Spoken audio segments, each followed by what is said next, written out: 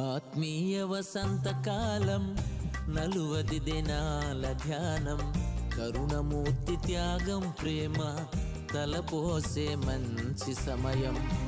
ఆత్మీయ వసంతకాలం 40 దినాల ధ్యానం కరుణమూర్తి త్యాగం ప్రేమ తలపోసే మంచి సమయం. లోకానికి దూరంగా దేవునికి సమీపంగా ఆత్మీయ ఉన్నతికి నడిపించు సోపానం.